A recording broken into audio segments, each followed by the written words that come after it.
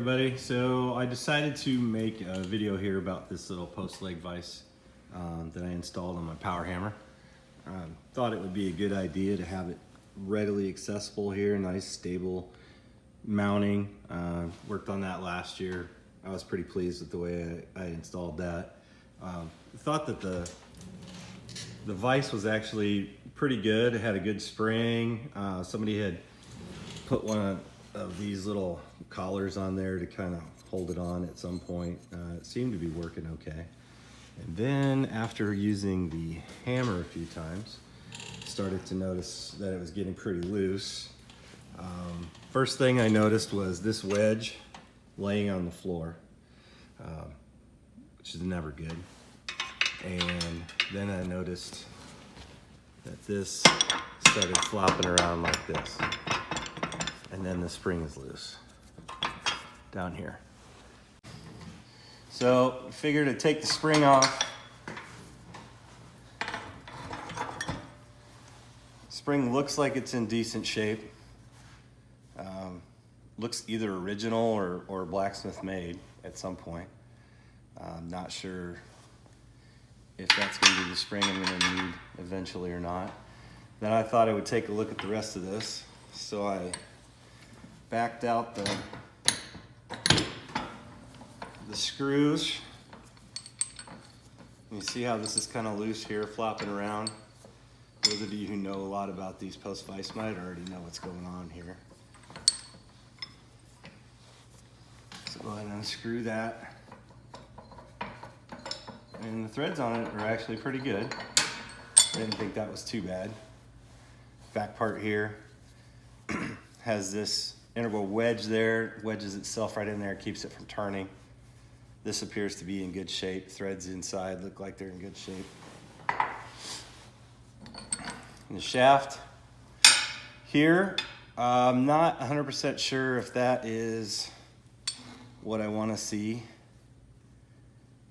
It looks a little fractured there on the end. Maybe it broke off at some point. Maybe it was longer. Maybe there was something on the end that held it there. I don't know enough about these yet to be definitive on what that is supposed to look like. Surface here looks pretty good. I've already cleaned this up a little bit just so I could get a good look at it. But what I found is this inside is broken.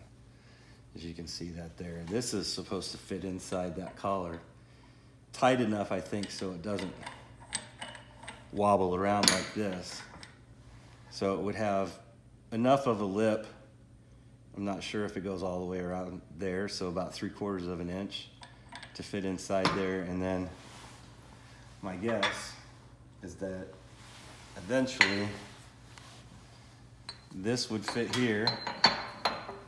And when that is tight, that would be just shy of touching on the inside there. Maybe an inch or so, who knows.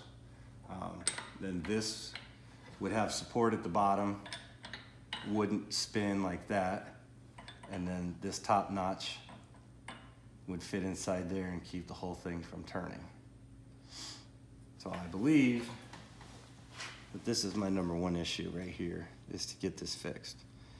So right now what I'm thinking that I might do is try to fix this piece that I have before I make a new one. So I'll probably cut a piece of pipe and try to smooth that off and somehow try to weld a piece of pipe in there so that matches, and then it should fit right inside there. And then I can worry about all the other pieces. So as I started taking it apart, there's a pivot bolt down here. I've already had it out once.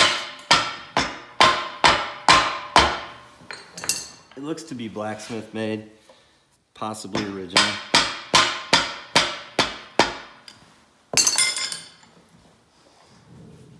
This is just a simple pivot, but you can see where it's been distressed. Some of the threads are worn right there. It doesn't appear to be a bolt, and if it is, it looks like somebody mushroomed the head. So I'm thinking that it's at least handmade, if not old enough where it was maybe a store-bought stove bolt or something. But the threads are pretty well gone, so I may have to finish that off. Maybe try to straighten it. I'm not sure yet. I'd like to keep this thing original as possible. I even like the patina, but if the patina gets in the way of it actually working, I'll take off whatever patina is there. Try to re-oil it so it looks at least period correct. Somebody has painted it at some point. I think my opinion on that is that somebody just had something clamped in there and was using it to hold their work and painted it. I think these are pretty utilitarian. Everybody had one back in the day, and they held just about everything. That's why everybody still likes them today.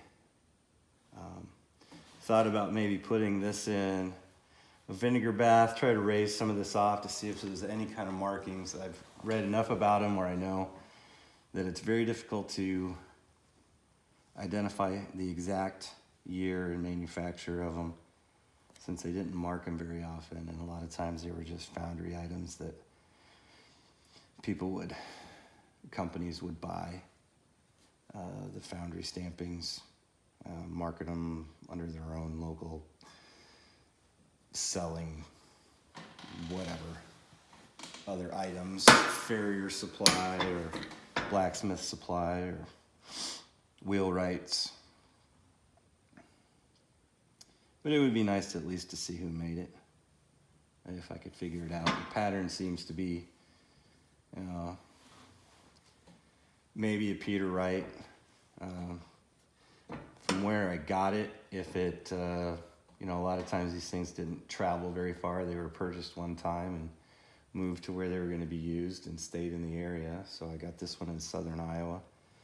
So there's a possibility it could have been around for at least 100, if not 150 years at some point. So my guess would be 1890s to 1920s.